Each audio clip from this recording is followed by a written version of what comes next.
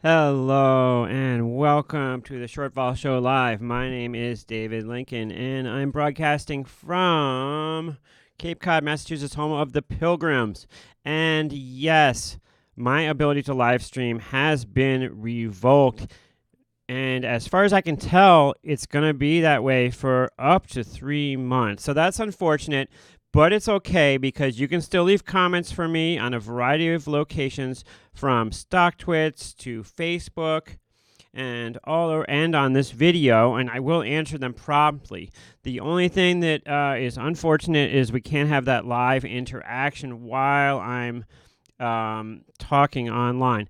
And I made a video yesterday and I didn't even realize why it wasn't working. I got done with it and I was like, why isn't the stream come up and why aren't there any people watching? And I finally put it all together today that my live stream privileges have been curtailed. And essentially what it was, the reason behind that is because I recorded a couple minutes of an old Law and Order Criminal Intent video. I was trying to show somebody this video that had where they were talking about a wrist collar in it, and so I just used the streaming thing as a way to just record something, because with OBS you can just hit start streaming, and I had it on unlisted because I didn't want my regular viewers to see it, because it was just this brief clip that I was doing for someone specific, and so I was streaming unlisted, so nobody was actually watching the stream, but still the computers at YouTube picked up the stream, analyzed it, saw that there was a TV show from years ago that was copyrighted material, a little clip from that, and they blocked it worldwide, and then I received my live stream ability to be revoked. So it's upsetting, but it's just a little setback. Everything's going to be okay. Great news for the short vol trade today. As many of you will already know, SPX up 31, UVXY down 3. That was beautiful. I did come in along this put spread today in UVXY, and so it was a good position, short like 180 deltas. I did actually eventually take off the put spread, and I'm trying something a little different right this moment. What I have on at the moment is a calendar spread, just to kind of illustrate something a little different for you folks. So let's go to the screen.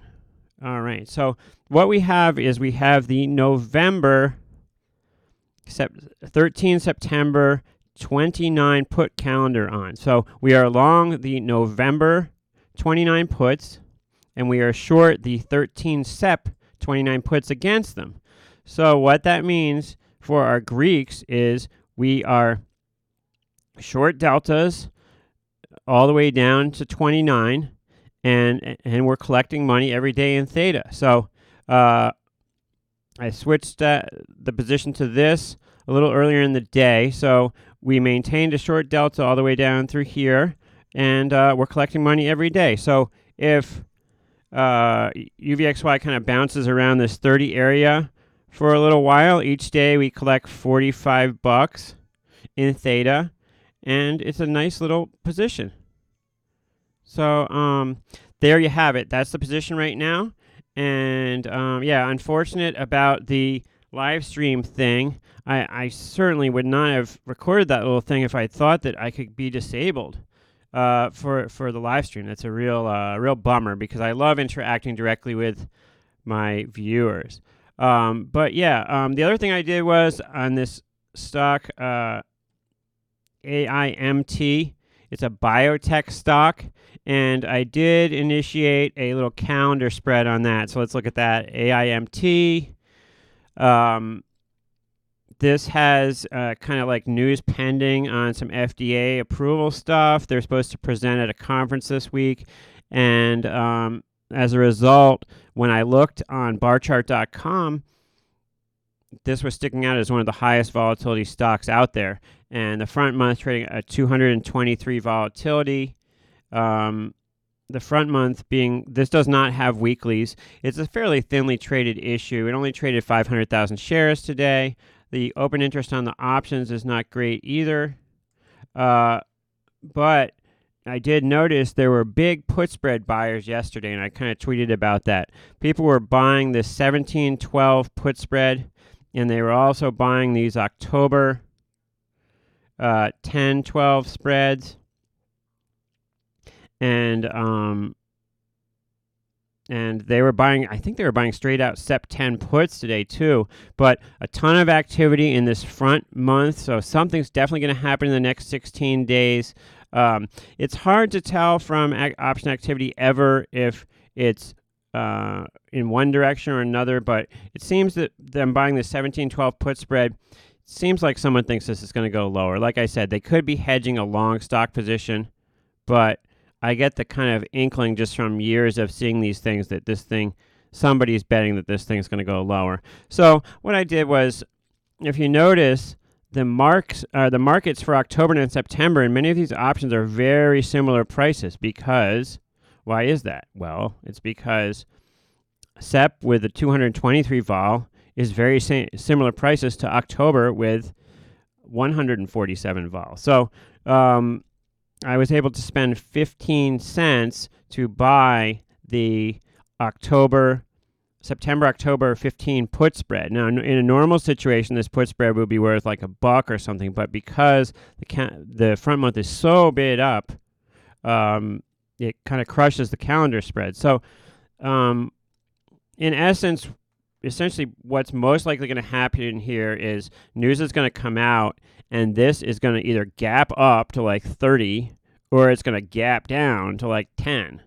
That's at least what it means when people come for every option in the front month and they're willing to pay extreme prices for puts and calls. That means it's most likely going to move.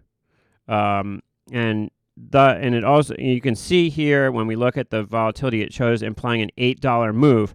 Now, for a $19 stock, an $8 move is a pretty big implied move. That's like, a 50% move expected in the next 16 days. So if we pick a calendar spread with a strike that we kind of guess it right, and we land right around that strike somewhere, then this counter spread will work. Remember, when we pay 15 cents for a counter spread, the most we can lose is that 15 cents, i.e. $15 each time we do this. And I only did it 10 times, so I'm risking $150. That's the most I can lose.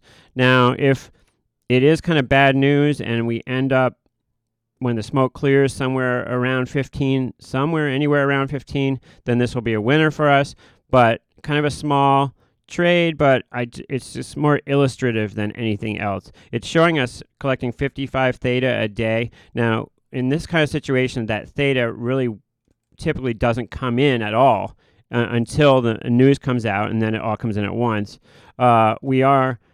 If you just kind of analyze this position in your head, we're long a back month and short a front month. So we are long Vega, because back month options have higher Vega than front month options, and we're short theta. So what we like is to collect more theta, more than enough theta to offset the volatility crush once the news actually comes out. Because once the news comes out, this is going to go back way down volatility-wise across every month. In fact, what they typically will do is they'll bring every month to the same volatility. If we look at the back months, 85, this thing could go all months, go back to 70 vol. And so the best thing could happen is this goes right to $15. The back months don't get crushed all that much, and that's it.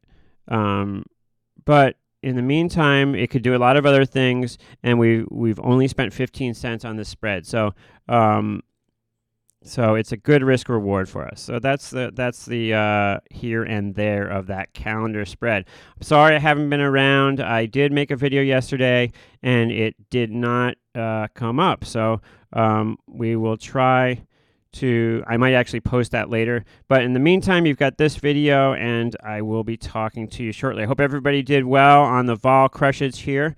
Let's take a look quickly at VIX Central and, a normalizing term structure we have here with, of course, spot finally back below the futures. We've got the futures in contango of almost 3% here. Now, December doesn't look as much of a dimple as it was before. And things are looking pretty normalized in this whole VIX chart. Let's see how long it stays that way, because, you know, in normal times it would stay normalized for long periods of time, but in this day and age, it's like every other day, it's either up or down. So we'll see if it can stay in a contango shape for long enough for this to actually decay a little bit. For that, though, we'll have to wait and see. All right, so there you have it. That's what's going on right now. Hope you guys are doing okay, and please, I will read comments after this video. I'm sorry it's not live. It's an unfortunate occurrence, but we will move on. Oh, look, I've got that. Can't wear a striped shirt on YouTube. That was taught to me long ago. Look at the moire I'm getting. That's called moire when you see that weird patterns on the shirt. I'll have to remember that for next time. All right, thanks for watching, and we'll see you soon.